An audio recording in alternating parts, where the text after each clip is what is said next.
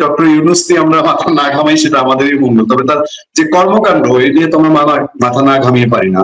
তিনি নির্বাচনে প্রায় 22-23 দিন আগে হঠাৎ করে তিনি আসলেন, জাতীয় নির্বাচন, গণভোট দুইটা বিষয় রেখে শুধু গণভোটের জন্য তিনি ওপেন জনগণের কাছে হায়ের পক্ষে ভোট চাইলেন।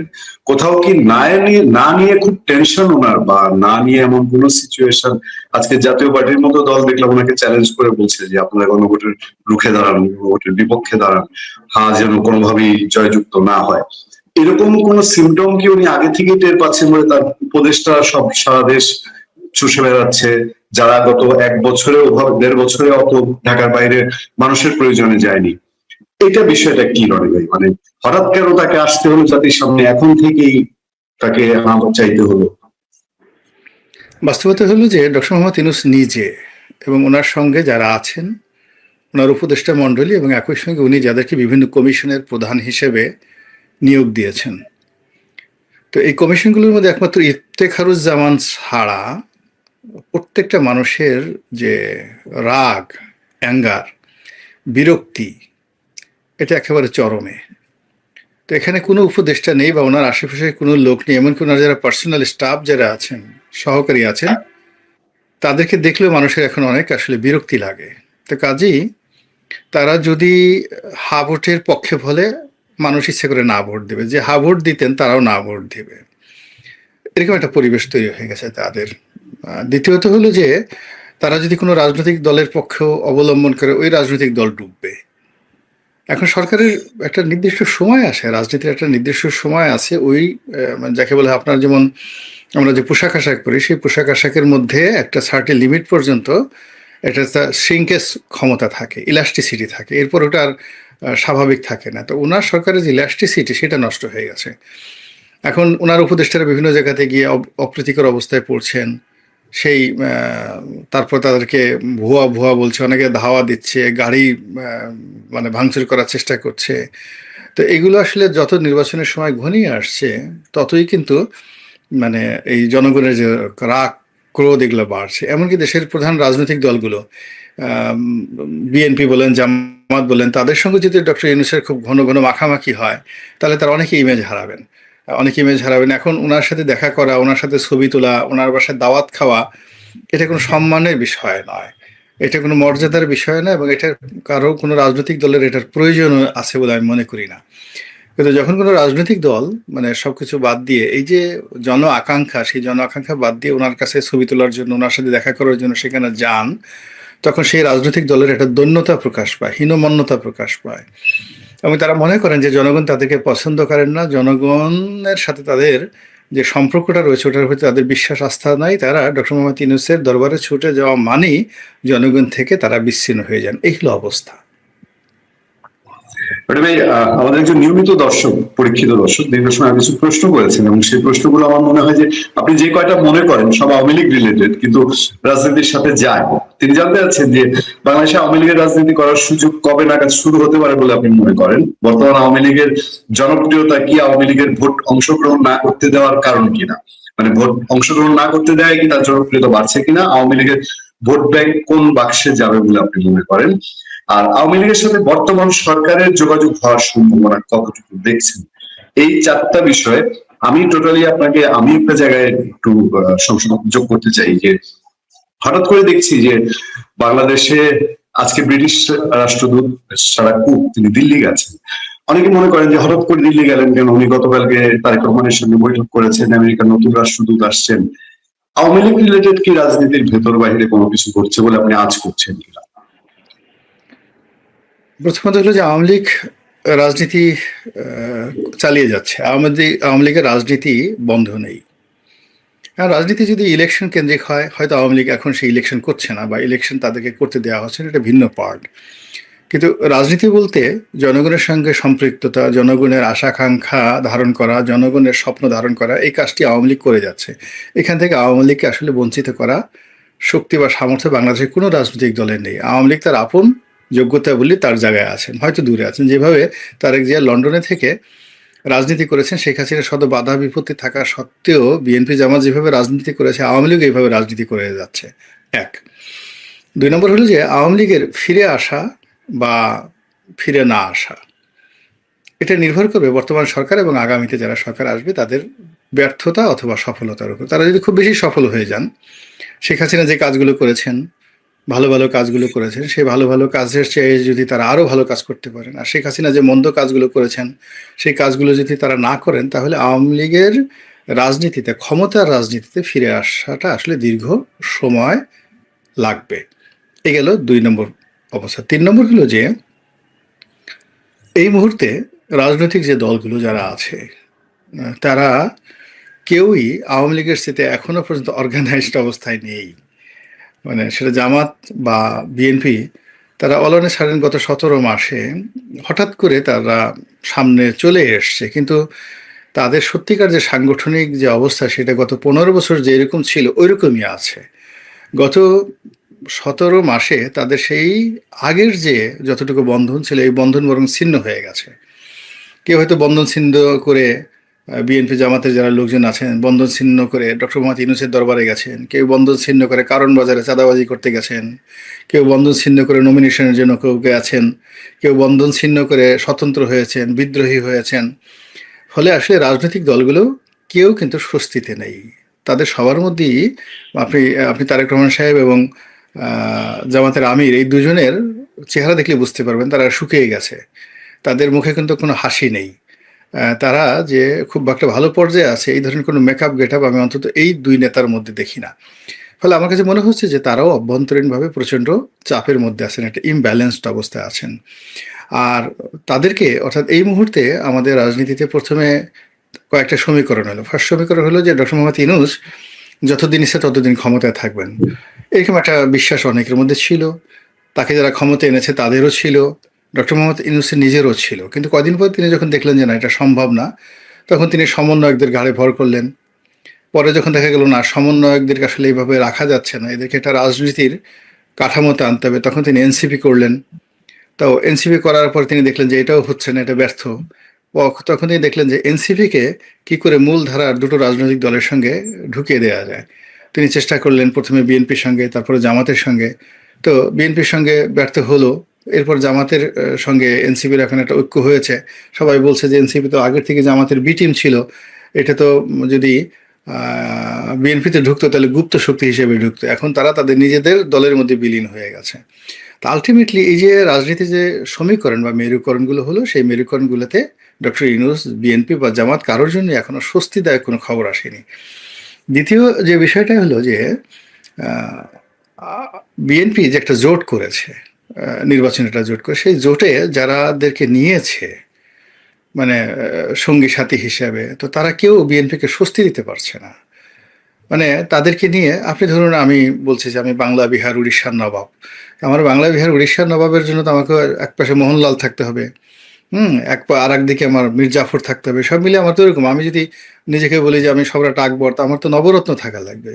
কিন্তু আমার একদিকে যদি থাকে লালু, পালু, ধলা, মলা, ছলা এরকম জিনিস থাকে, আমি যদি বলি যে আমি বাংলা বিহার উড়িষ্যার নবাব, কেউ বিশ্বাস করবে না। এখন এখানে তারেক রহমান সাহেব বা ডক্টর শফিক ভবিষ্যতে প্রধানমন্ত্রী হবেন। তো তার প্রধানমন্ত্রী হওয়ার জন্য তো তার অন্তত 60 জন লোক লাগবে ক্যাবিনেটে। তো এই লোকগুলোকে দেখতে মন্ত্রীর মতো মনে হবে, তারা ভালোভাবে মন্ত্রিত্ব চালাতে পারবেন, জনগণের প্রতি বিশ্বাস আস্থা সব কিছু থাকবে। তো ওই জিনিসগুলো আমাদের সাধারণ মানুষের মধ্যে হচ্ছে না। কিংবা ডক্টর শফিকুর রহমান বা তারেক রহমান সাহেব নিজে প্রধানমন্ত্রী হবেন। তো প্রধানমন্ত্রী হওয়ার জন্য তাদের মধ্যে অতীতে যারা বিভিন্ন সময় রাষ্ট্র ক্ষমতায় এসছেন, প্রধানমন্ত্রী হয়েছেন, তো হওয়ার আগে তাদের মধ্যে একটা ভাবসাব দেখা গেছে যে তারা প্রধানমন্ত্রী হচ্ছেন। তো এরকম ভাবসাব দেখে আমাদের জিনিসগুলো মনে হচ্ছে না। তো যেহেতু হচ্ছে না, আলটিমেটলি তারা কিন্তু কেউ একটা হ্যাপি না। এর মধ্যে বিএনপি যে জোট করেছে সেই জোটের বললাম যে তারা নিজেরা হ্যাপি না এই জোটের মাধ্যমে। অন্যদিকে জামাত যে জোট করেছে সেই জোট নিয়ে তারা প্রথমে একটা আশাবাদী ছিল। এর কারণ হলো 2টো বৃহৎ শক্তি, ইসলামী শক্তি, জামাত ইসলামী এবং চরমোনাই। এখন এদের মধ্যে যখন ভাঙন হয়ে গেল, এখন সবাই ভয় পাচ্ছে যে চরমোনাইকে কে ভাগালো, চরমোনাইকে ওখান থেকে কে ভাগিয়ে দিল। কি ডক্টর মোহাম্মদ ইউনূস ভাগালেন, না শেখ হাসিনার সঙ্গে তার কোনো যোগাযোগ হয়েছে, এর মধ্যে কি রয়ের সাথে তাদের কোনো যোগাযোগ হয়েছে, নাকি বিএনপি পিছন থেকে টিপ মেরেছে। মানে এটা ভীষণ রকম যন্ত্রণাদায়ক একটা অবস্থা। আবার ওদিকে জামাতের যারা লোকজন আছে তারা এখন ভেবে উঠতে পারছে না যে এই যে চরমোনাই তাদের সাথে চলে গেল, এখন এটা কি ভালো হবে না হবে না। আবার কোনো রাজনৈতিক দল বিশ্বাস করেন এই যে তিনটা যারা এই মুহূর্তে সরকার গঠন করবে তারা নিজেরাও সিদ্ধান্ত নিতে পারছে না যে নির্বাচন কি হলে তাদের ভালো হবে না মন্দ হবে। নির্বাচনে তারা শতভাগ জয়লাভ করবে বা পরাজয় হবে বা আসন সংখ্যা কত হবে এর কোনো ব্যাপারে তারা সিদ্ধান্ত নিতে পারছে না, বরং সব জায়গাতে নিজেরা টাকা পয়সা দিয়ে বিভিন্ন রকম ওভার রেটিং করে বিভিন্ন জরিপ করাচ্ছে। তারপরে শেখ হাসিনার জামানাতে যে সকল তো সাংবাদিক দালাল ফড়িয়া যারা ছিল খুব তেল ঠেল মারতো, এরাও এখন বাংলাদেশে দুই ভাগে বিভক্ত হয়ে এক পক্ষ জামাতের পক্ষে তেল মারছে, আর এক পক্ষ মানে যাকে বলা ইউনূসের পক্ষে এখন আর কেউ তেল মারেন না, আর কেউ বিএনপিকে তেলে ভাসায় দিচ্ছে। তখন এই তেলের সাগরে যে হাবুডুবু খেতে খেতে আলটিমেটলি জানুয়ারি মাসটা যে কিভাবে যায় এটা আমরা এখন বলতে পারছি না, আমার কোনো প্রেডিকশন নাই। মানে anything might happen at any time, এরকম একটা অস্থির অবস্থা যাচ্ছে। রনি ভাই, এই এনসিপি প্রসঙ্গ যেহেতু তুললেন, এনসিপি তো ডক্টর ইউনূস অনেক স্নেহ যত্নে পেলে বসে বড় করেছেন। তো আমরা গত সপ্তাহ থেকেই দেখছি তাদের ভাইব্রেশন একটা এরকম যে আমরা ইলেকশন নাও করতে পারি, আর গত দুদিন ধরে এসে তারা বলছে যে ইলেকশন থেকে, এখন ধরেন যুক্তির কথাই বললাম যে দ্বৈত নাগরিকত্ব বা এইসব বিষয়ে তারা যে অভিযোগগুলো তুলছে ঋণ খেলাপির বিষয়ে, কিন্তু তাদের তো ইলেকশন না করতে পারি এই এটা তারা আরো এক সপ্তাহ আগে থেকে তুলেছে। এইটা ব্যাপারটা কি, মানে শেষ পর্যন্ত কি এনসিপি জামাতে ইসলামী কিছু একটা বলে নির্বাচন থেকে সরে যেতে পারে বা ডক্টর ইউনূস সাহেব সরাতে পারেন এরকম কিছু? ইউনূস সাহেবের সঙ্গে তো কালকে পূর্ণি, আমি এখানে খোলামেলা বলি সহজ সরলভাবে, আমরা এখন উভয় সংকটে পড়ে গেছি। ডান দিকে গেল বিপদ, বামে গেল বিপদ, সামনে বিপদ, পিছনে বিপদ, ইলেকশন হলেও বিপদ, না হলেও বিপদ। আর কোনটা যে বেশি বিপদ এটা একমাত্র আল্লাহ রাব্বুল আলামিন জানে। এখানে সত্যিকার অর্থে আজ থেকে ধরেন ৩-৪ মাস আগে যে সমস্ত লোকের আমরা খুব প্রভাবশালী মনে করতাম এখন তাদের প্রভাব নেই, বাস্তবতা। যারা অনলাইনে একটা কথা বলে ডেইলি স্টারে আগুন লেগে যেত, এখন তাদের কথা একটা ছাগলেও শোনে না বাংলাদেশে। এটা হলো রিয়ালিটি। এরপরে এনসিপি সম্পর্কে যেটা হলো, এনসিপিদেরকে আসলে অ্যাবিউজ করা হয়েছে। প্রথম দিক থেকে তাদেরকে ফ্ল্যাটারিং করা হয়েছে, তাদেরকে ইউজ করা হয়েছে এবং অ্যাবিউজ করা হয়েছে। মূলত এই যে যারা ছেলে এরা মানে ঢাকা বিশ্ববিদ্যালয় ছাত্রদল বা ছাত্রলীগের সভাপতি সেক্রেটারি হওয়ার মতো যোগ্যতাও ওই এনসিপির একটা ছেলেমেয়ের মধ্যে নেই। ছাত্র রাজনীতিতে এই দুটো বৃহৎ দলের সভাপতি সেক্রেটারি হওয়ার যোগ্যতা নেই। তো সেখানে আপনি তাদেরকে মন্ত্রী বানিয়েছেন, মাস্টার মাইন্ড বানিয়েছেন, তাদেরকে সেই জাতির জনক অবস্থায় পৌঁছে দিয়েছেন, সংবিধান তাদের হাতে ছুঁড়ে ফেলে দিয়েছেন। মানে এটা যে ওই ছেলেগুলোর জীবনটাকে নষ্ট করে দিয়েছে, রীতিমতো নষ্ট করে দিয়েছে। এবং আলটিমেটলি এখন দেখেন প্রত্যেকটা লোক দিয়ে ক্রাইং। আলটিমেটলি তো একটা জিনিস আমাদের স্বীকার করতে হবে যে আমাদের এই জুলাই গণ অভ্যুত্থানের পেছনে এই ছাত্র যুবকদের একটা বিরাট অবদান ছিল এবং তারা মানে ডাই হার্ড জীবনের ঝুঁকি নিয়ে রাজপথে নেমেছিল। কিন্তু আমরা তাদেরকে সম্মান করতে পারিনি, মর্যাদা দিতে পারিনি। এর কারণ হলো তাদেরকে আমরা ওভার রেটিং করেছি এবং তাদেরকে ব্যবহার করার চেষ্টা করেছি। এদের মধ্যে দুই একজনের সঙ্গে আমার কথাবার্তা হয়েছে, কখনো আমি এদের সঙ্গে ফেস টু ফেস আমার দেখা হয়নি। আমি বলছি, বাবারে তোমরা আমার কাছে আইসো না, তোমরা আমার কাছে এসো না। এর কারণ হলো যে আমি তো মানে যে একটা মানুষকে বর্তমান জমানাতে সফলতা বলতে যা বোঝায়, সফলতার এক্সট্রিম পর্যায়ে আছি বাংলাদেশে। তো আমার কোনো কথা শুনলে তোমরা ডুববা, কেন তোমরা আমার এই জায়গায় আসতে পারো নাই। ২ নম্বর হলো যে আমার মতো কোনো লোকের সঙ্গে তোমরা দেখা সাক্ষাৎ করো না, কথাবার্তা বলো না। এর কারণ হলো মানুষ যে সাজেশনগুলো দেয় সেটা হলো তারা যেটা নিজেরা ব্যর্থ হয়েছে সেই জিনিসটা তোমাদের দাঁড় করানোর চেষ্টা করবে। এখন একটা লোক জীবনে এমপি হতে পারেনি, মন্ত্রী হতে পারেনি, সারাটা জীবন সে মাথার চুলটা ঠিকমতো আঁচড়াতে পারেনি, তার দাঁত পড়ে গেছে, দাড়িটা যে ঠিক কীভাবে রাখতে হয় এই স্টাইল জানে না, কোথায় লুঙ্গি পরে যেতে হয়, কোথায় প্যান্ট পরে যেতে হয়, এই কমন সেন্সটুকু বাংলাদেশে বসে যাদের হয়নি, তাদের বুদ্ধিতে যদি তোমরা রাষ্ট্র সংস্কার করতে চাও তোমরাও মরবা, সেই বেচারাও মরবে। তো এই কথাগুলো আমি তাদেরকে বলেছি এবং আমি ওদের কারোর সঙ্গে আজ পর্যন্ত, আমার বিশ্বাস করেন, কারোর সঙ্গে ফেস টু ফেস দেখা হয় নাই। আমি ওদের প্রতি খুব কৃতজ্ঞ যে তারা আন্দোলন করেছে এবং আমি তাদের জন্য দোয়া করি। কিন্তু এখনও পর্যন্ত বিভিন্ন মহল তাদেরকে যেইভাবে ব্যবহার করার চেষ্টা করছে এবং যেইভাবে এই ছেলেগুলো বিভিন্ন পরিবেশ পরিস্থিতির কারণে এক একজন হাঁসের মাংস খাচ্ছে, এক একজনের ওজন যেভাবে বেড়ে গেছে, এক একজন যেভাবে মোটা সোটা হচ্ছে, তরতাজা হচ্ছে, এক একজনের বিরুদ্ধে যেভাবে দুর্নীতির অভিযোগ আসছে, এটা আমাদের জাতির জন্য দুর্ভাগ্য যে আমাদের আল্লাহ রাব্বুল আলামিন একটা সুন্দর গণতন্ত্রে উত্তরণ করার জন্য একটা সুযোগ দিয়েছিল, কিন্তু আমরা নিজেদের অযোগ্যতা, অকৃতজ্ঞতা, ধড়িবাজি, চিন্তা ভাবনা এবং অসৎ উদ্দেশ্য, এই অসৎ উদ্দেশ্যের কারণে আমরা এই সুযোগটা হারিয়ে ফেলেছি। আমাদের এই ধরেন শেখ হাসিনার জমানার বিরুদ্ধে বা এই ফ্যাসিবাদী বলা হয় তার বিরুদ্ধে এই ডক্টর মোহাম্মদ ইউনূস, তারপরে বদিউল আলম মজুমদার, রেজওয়ানা, তারপরে অন্যান্য যারা আছে, এদের কি ভূমিকা ছিল বলেন তো? আমরা তো সবকিছু দেখছি। এখন তারা যদি এসে আমাদেরকে এসেই বিপ্লবের কথা শোনায়, মানে যিনি বলায় ফ্যাসিবাদের বিরুদ্ধে আমাদের জিহাদের কথা শোনায়, তার মেজাজটা তো ঠিক থাকে না। তো এরকম আসলে অনেকগুলো বিষয়, আপনি এমন মানুষকে হিরো বানিয়েছেন, নায়ক বানিয়েছেন, যে কখনো মানে কোনো সিনেমাতে এক্সট্রা হিসেবেও মানে অভিনয় করেনি। তাকে আপনার রাতারাতি একেবারে বলিউডের আর হলিউডের সিনেমার নায়ক বানিয়ে দিয়েছেন। তো এই সমস্যাতে এখন এই সময়টাতে রাষ্ট্র পরিচালনায় যারা নেতা, যারা উজির হয়েছেন, যারা নাজির হয়েছেন, কুতুব হয়েছেন, আবদাল হয়েছেন, কোতোয়াল হয়েছেন, তাদের কারোরই এই ধরনের অভিজ্ঞতা নেই।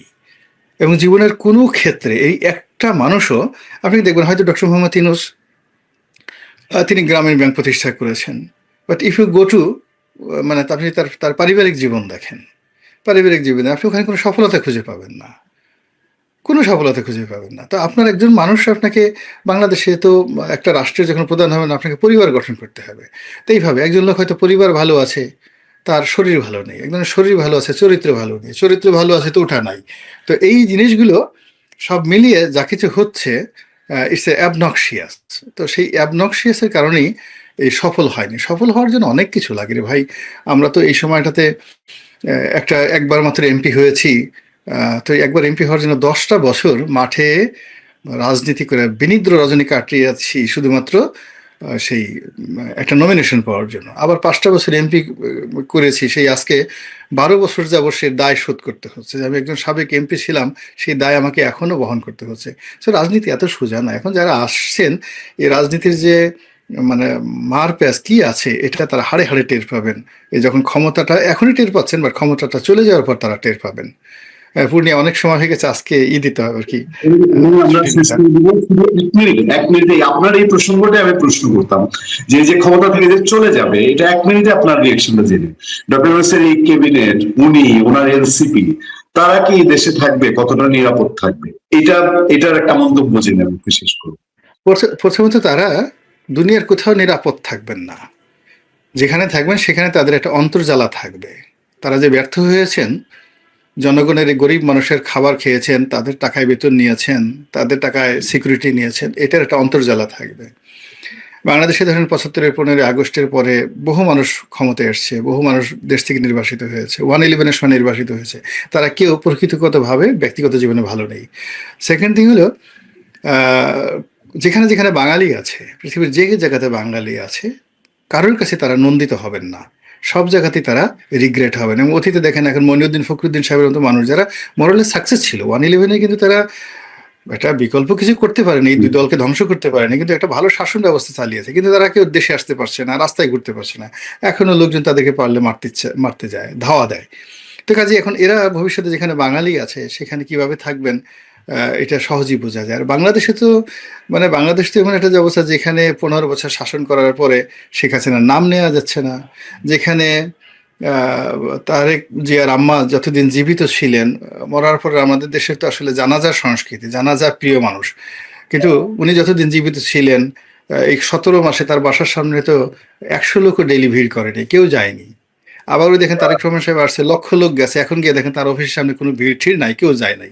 তো এই আবেগী বাঙালি দিয়ে তো আসলে কখনো কোনো কাজ হয় না। ফলে এরা এই বাংলাদেশে যে কোন অবস্থায় থাকবেন, এটা কল্পনাই করা যায় না, প্রশ্নই আসে না এরা কোন অবস্থায় থাকবে না। আমাদের দেশে আপনি দেখেন, একজন প্রধান নির্বাচন কমিশনার মেরে ধরে জুতা মেরে গলায় জুতার মালা পরিয়ে সেই সিইসি নুরুল হুদাকে যেইভাবে মানুষ লাঞ্ছিত করলো, যেভাবে সাবের হোসেন চৌধুরীর মতো লোকের গায়ে ফ্লাইং কিক মেরে দিল, যেভাবে দীপুমনির গায়ে ডিম ডুম মেরে জুতা স্যান্ডেল মেরে মানে তছনছ করে দিল। তো সেই তুলনায় আপনি চিন্তা করেন যে এদের যে মানে যাদের কথা বললাম তাদের যে ক্যারিয়ার, সালমান এফ রহমানের মতো মানুষকে ধরে দাড়ি কামিয়ে মোজ কামিয়ে লুঙ্গি পরায়, এক নতুন লুঙ্গি এমনভাবে পরাইছে যেন এইমাত্র তারে সুন্নতে খতনা করাইছে তাকে। এবং ওই মানে দুজন আগে ছোটকালে আপনারা দেখতেন না যে একসাথে ৩-৪ জনকে একই রঙের লুঙ্গি পরিয়ে জামা কাপড় পরিয়ে তারপরে মুসলমানি দেওয়া হতো, সুন্নতে খতনা। তো এখন আনিসুল হককে আর মানে ওই সালমান এফ রহমানকে এমন লুঙ্গি পরানো হয়েছে, এমন ভাবে রাখা হয়েছে মনে হয় যেন দুইজনরে একসাথে মুসলমানি দিচ্ছে এই বাংলাদেশে। তো এখন একজন সালমান এফ রহমান, যার বাবা আহমেদ ফজলুর রহমান সেন্ট্রাল গভর্নমেন্টের মিনিস্টার ছিলেন, পাকিস্তান সেন্ট্রাল গভর্নমেন্ট মিনিস্টার ছিলেন, বাণিজ্য মন্ত্রী ছিলেন। আনিসুল হকের নিজে বিখ্যাত মানে মন্ত্রী, এমপি, এমিনেন্ট ক্রিমিনাল লয়ার, তার সঙ্গে সঙ্গে তার বাবা বাংলাদেশের মধ্যে মানে বাংলাদেশ সৃষ্টি হওয়ার পরে যে কজন ক্রিমিনাল লয়ার বিশেষজ্ঞ আছে তাদের মধ্যে একজন। তো তার ছেলে, তার যদি বাংলাদেশে এই অবস্থা হয়, ইউনূসের আব্বার নাম কি? আমি তো এখন ইউনূসের আব্বার নাম জানি না। আপনি যদি জিজ্ঞেস করেন যে আসিফ নজরুলের বাপের নাম কি, আপনি এখন আসিফ নজরুলের বাপের নাম বলতে পারবেন না। তারপরে রেজওয়ানের বাপের নাম কি, আদিলুর রহমানের বাপের নাম কি, কারো বাবার নাম আপনি বলতে পারবেন না। They don't have any legacy. তো যাদের এই সমাজে 4 জেনারেশন 5 জেনারেশনের লিগেসি রয়েছে, সেই সমস্ত লোকদেরকে এই সমাজে জুতো পিটা করে তছনছ করে ছেড়ে দিছে। এই শেখ হাসিনাকে অনেক লেবানের সময় ধরে ধাক্কাইয়া কি অবস্থা করছে কোর্টের মধ্যে।